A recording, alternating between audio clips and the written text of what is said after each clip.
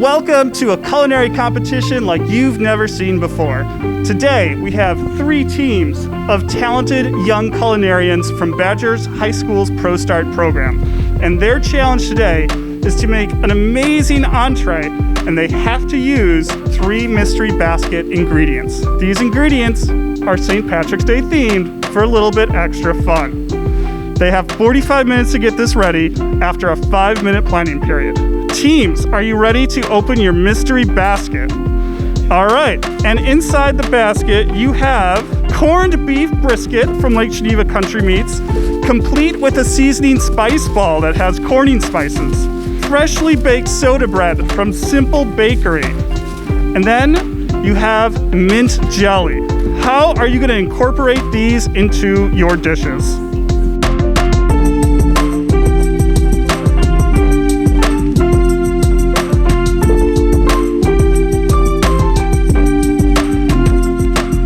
Our 5-minute planning period is over.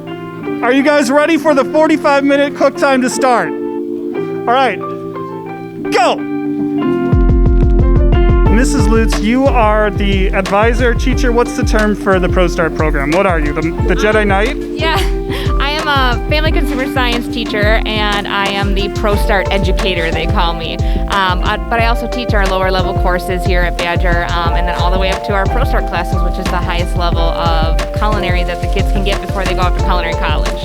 So Badger High School has really a renowned culinary education program. This is a really cool class. This is a gorgeous facility we have here.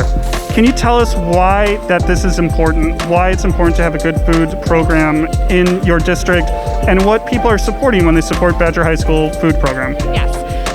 Especially in a town like Lake Geneva, hospitality is our largest industry, and as a public school, we want to support the businesses in town by giving their employees the best training that we can possibly give them through some of the best curriculum that the National Restaurant Association puts out for us. So, and that's the ProStart program. So these kids are learning everything from beginning cooking skills to even management skills, because we want them to eventually become the next restaurateurs in the area and the next chefs, and to bring more back to Lake Geneva and to just build up the entire community through our culinary program. And even I've been adding some hospitality courses as well, so we cover everything, not just the culinary aspect, but kids can learn about hotels and resorts and everything that goes along with the hospitality industry here in Lake Geneva. It's really a wonderful program, and competitions like this are generally a key part of the curriculum, but we're wearing masks. Hopefully people are watching this 10 years from now and don't know exactly why we're wearing these, but we're in the middle of the coronavirus pandemic, hopefully on the back end. What has it been like for these kids, especially the ones in culinary too, that have worked so hard to do these competitions and they haven't been able to get out and do things in the community? They haven't been able to do the competitions. Has that been a struggle for them, or are they excited to do this? Yeah, so last year's students, my year 2 students, kept telling my year 1 students how amazing it was to get to do catering events for the community. So we'd we'd do a catering event for the Boys and Girls Club, where we donate all of our time. We donate most of the product that we put on. We got to go out and work at Farm Aid and we did that free. But the kids are doing hard labor. They're working, they're chopping, they're washing dishes, and they come out of those experiences that the community offers us, and they say, this was the best day of my life. Like, they just have so much fun getting to do the competitions and getting to do catering events. And even though it's hard and challenging, it makes them grow, and they just have such an appreciation for the hard work and what can come out of it. And they live for it. They enjoy it so much, and I can't wait for us to get back to the competition mode next year with ProStart, and to go through all the practices, and getting to work with all the wonderful area chefs. They idolize Chef Nelly, and getting to work with him last year, and they really do make huge connections in the businesses in the area, and there's just nothing else like it. So we gave them a little bit of a tough basket today. They have some challenging ingredients. How do you think they're going to do? I think they're going to do well because we have practiced this. We have planned for the unexpected, and we have talked about how do you win Chopped. And, there's thousands and thousands of ingredients they could have got, and it's impossible for anyone to memorize every single ingredient out there and what it tastes like. So we just look at the 6 flavor profiles. So is it sweet? Is it spicy? Is it tangy or sour? Is it bitter? Is it meaty? Or is it spicy? So what did we get? And all we have to do is try and balance those 6 flavors. So it doesn't matter what we got, as long as they're able to take those flavors and balance and apply it to the dish, they should be doing fine today. So. That is awesome. Really looking forward to seeing what they have to do. And thank you so much for facilitating this and making it happen and all the education you do. All right, who wants to give us a little overview of the dish? We are making a Reuben sandwich with a homemade sauerkraut, Thousand Island, and then a side of French fries. I love that. Anything on the side to go with that Reuben sandwich? We're still working at our mint sauce, but I'll keep you posted. Sounds good. Looking good. Good idea. Would someone like to give us an overview of what you guys are cooking? So we're currently pressure cooking the corned beef in there, and we're going to end up mincing it into a shepherd's pie kind of thing, so that's why we're preparing potatoes. And we're also going to have some smoky cauliflower as one of our sides, and then we're working on a mint yogurt jelly kind of thing as like a side. All right, and would someone here like to give me an overview of what you guys are planning? Just going to cut up the meat, and then we were going to add this bread as a crust, but I think we're going to do something else instead. We're going to sear the meat with this, with some oil. I actually have no idea what we're doing. We'll check back with them. We have 3 exceptional judges today. Please meet Chef Nelly of Grand Geneva Resort and Spa, Chef Young Cho from Simple Cafe and Bakery, and Principal Strauss from Badger High School. You're going to judge on appearance, taste, and overall balance of flavor and how it looks. So looking forward to seeing that. Let's check back in the team that wasn't sure of the plan. I saw they got some advice from Chef Young. So you guys got a plan together yet? Yes, Chef. What's the plan? What's the plan? It's top secret. You'll have to wait till later. Looks like you got some onions, cucumber, fried. Yeah, we have some zucchini right here that we're going to saute up, and then we're going to deglaze it, probably with a little bit of white peach balsamic, and then we're going to fan it out for the plating. And then right now we're working on our sauce right here. We have a thickening agent. We have cornstarch, so this will thicken it up a little bit. We'll give it a little taste test, see what we need to add to balance out those flavors. And then... You haven't touched the bread yet. Are you worried about that? No, Chef. Let's see if it comes together. They seem like they maybe have a plan. It definitely involves potato starch as a thickening agent, so we'll see. We got 20 minutes left. We're about halfway through, and I think things are starting to come together. You can see they got the pantry pretty well rummaged through, so looking forward to seeing what they come up with. They're doing a great job. How are you feeling about the kids' progress? Do you think you're gonna have some edible dishes, or you think it might be some disasters? I think everything's edible, right? Whether it's an edible disaster or not an edible disaster. I think the real piece here is, what are these kids going to take away from this? Are they going to learn from this experience, right? They're not professionals. We don't expect them to have perfect technique down, to be able to think through this. I mean, this is a tough basket for sure. This is a tough basket in a tough time frame for professionals to be able to do something really, really nice. But what are they going to learn from this? After they execute, after they make these cuts, after they do these things, and then they rethink their idea, the hope is that they take this experience and say, okay, now I understand how to work with this cut. I understand what to do in this time frame. I understand to do with something like mint jelly that really isn't traditionally served with some of the other things that they've got in a basket. And what do they do with that? So I'm interested. There's some really interesting ideas of what they're doing. So We're at 10 minutes left, and as you can see, things are really starting to come together. So are you guys, looks like you're getting ready to start plating. The bread looks delicious. I see you got the lesson on the different muscles and cuts inside the brisket. Is everything coming together? We still have to finish sauteing this, but after that we should probably be good. It's looking pretty all right. I like the confidence. We got the deep fryer going. So you're making some fries in the deep fryer. Looks good, smells good. What was the idea behind doing the fries? So we wanted to have like some nice textural components to the dish, so it wasn't just all kind of one note. So the fries really helped to bring the crispiness to the dish. I see you got the mint jelly open. What are you guys thinking on doing about that? Because it's sweet, it's a very big flavor. How are you gonna get that in the dish? Well, we put it in like our puree. So we had a mango and strawberry puree. So we added that in there to kind of accustom. We're gonna do it for like a dip for the fries that we're making. I love it. Fries, crunchy, salty with the sweet puree. That's a great idea. We just hit the 5-minute warning and it's a little bit of chaos. You can see everything coming together. We got everything coming together here. The 5-minute warning, stuff is moving. They're starting plating. It's time to get going. Okay, gentlemen, I just gotta ask one last time. Is it coming together? Do you know what you're doing? Yes. 2-minute warning! I hope you have everything ready to go on the plates. You got 2 minutes left to get 3 plates together for our judges. What do you guys think? It's coming together. Is anybody gonna not get it on the plate? Did anybody forget a mystery basket ingredient?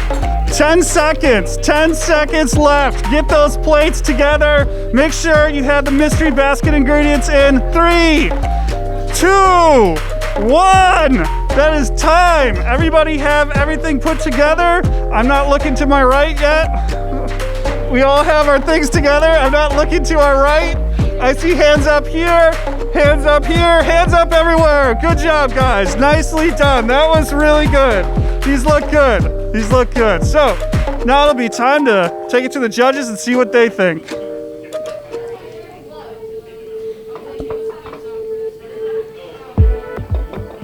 And if one of you would like to take the microphone and talk through your dish.